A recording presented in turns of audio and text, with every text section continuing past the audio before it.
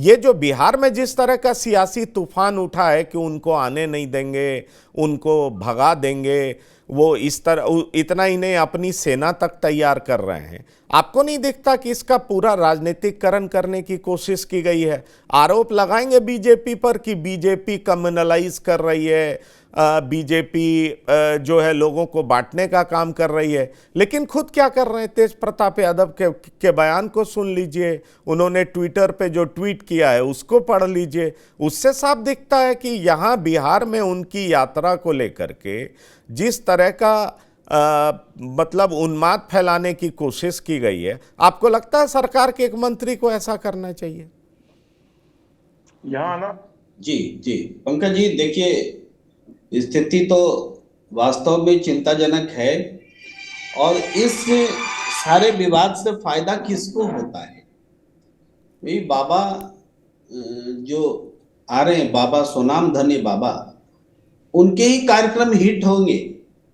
कुछ समय पहले जिस विवाद के बाद ये बाबा पूरे देश में विख्यात हो गए, उस विवाद से पहले तो इनकी वो चर्चा नहीं थी, कम लोग जानते थे इनको।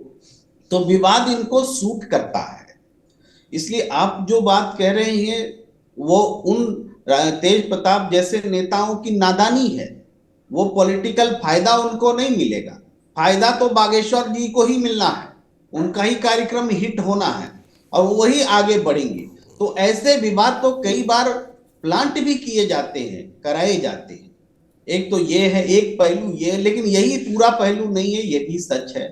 क्योंकि ये बाबा बागेश्वर जी ने जो अपने आप को हिट कराया है, उसमें पूरे देश में हिंदू राष्ट्र बनाने का जो उन्होंने अपना ठेका लिया है कि हम पूरे देश में हिंदू राष्ट्र बनाएंगे, तो ये पॉलिटिकली किसी पार्टी से सूट करता है तो उन दलों का भी समर्थन उनको मिल जाए, इनका धंधा चल निकले, इसलिए भी ये सूट हो रहा है। लेकिन आप बताएं, जैसे एक बाबा, एक व्यक्ति अगर पूरे देश को हिंदू राष्ट्र घोषित कर दे, कराने की क्षमता रखता हो, तब तो निश्चित रूप से वो बहुत बड़े महान बाबा होंगे।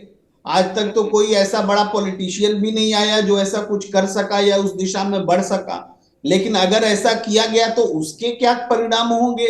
क्या दूसरे खालिस्तान की मांग इसी आधार पर नहीं मजबूत हो रही है कि कोई हिंदू राष्ट्र मांगेगा तो हम खालिस्तान बोलेंगे, तो मेरी क्या गलती है? यही तो पूछ रहा है वो खालिस्तानी जो है देश विरोधी व्यक्ति, यही कह रहा है कि जब कोई हिंदू राष्ट्र बोलता है तो उस पर मुकदमा दर्ज नहीं होगा और हम खालिस्तान बोलेंगे तो मुकदमा दर्ज होगा। तो इन सवाल, जैसे सवाल जब पैदा होंगे तो हम उसका क्या जवाब देंगे? ये विघटनवाद की ओर जा रहा है। इसलिए प्रतिक्रियाओं को भी संयमित रखने की जरूरत है और ऐसे बाबाओं को प्रतिष्ठित करने की कोई आवश्यकता नहीं है। उनको रहने दीजिए, जिनकी आस्था है उनके, उनको आस्थावान लोग उनके पास जाते रहें। पहले भी बाबा हुए हैं, आज वो भी हैं, आगे भी होंगे।